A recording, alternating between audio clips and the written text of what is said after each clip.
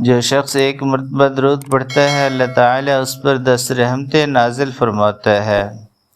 قیامت کے دن لوگوں میں میرے سب سے زیادہ قریب وہ ہوگا جو مجھ پر سب سے زیادہ درود پڑھتا ہوگا۔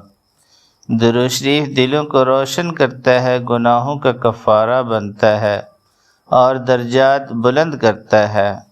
درود شریف پڑھنے سے دعائیں قبول ہوتی ہیں اور پریشانیاں دور ہوتی ہیں۔ درود شریف فرشتوں کا محبوب عمل ہے۔ جو انسان پڑھتا ہے فرشتے اس کے لیے دعا کرتے ہیں۔ جو دل درود سے خالی ہو وہ دل نہیں، وہ قبر ہے۔ جسے مصطفیٰ صلی اللہ علیہ وسلم سے محبت ہو جائے پھر اسے دنیا کی کسی چیز میں لذت نہیں رہتی۔ درود وہ خوشبو ہے جو عاشق کے دل سے اٹھتی ہے اور عرش الہی تک مہک جاتی ہے۔ جو جتنا درود پڑھتا ہے وہ اتنا ہی رسول اللہ صلی اللہ علیہ وسلم کے قریب ہوتا جاتا ہے۔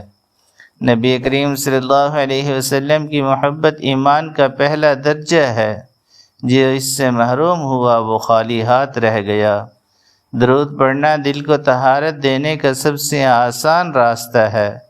جو اپنی زبان کو درود سے تر رکھتا ہے اس کی زندگی میں برکت اور دل میں سکون آتا ہے۔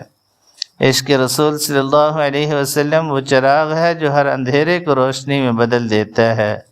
دل میں اگر محبت رسول صلی اللہ علیہ وسلم ہو تو وہ دل خود بخود گناہوں سے نفرت کرنے لگتا ہے۔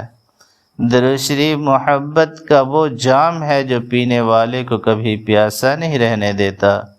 نبی اکرم صلی اللہ علیہ وسلم کا نام لبوں پر ہو تو شیطان دور بھاگ جاتا ہے۔ درود پڑھنے والا دنیا میں محبوب، آخرت میں مقبول ہوتا ہے۔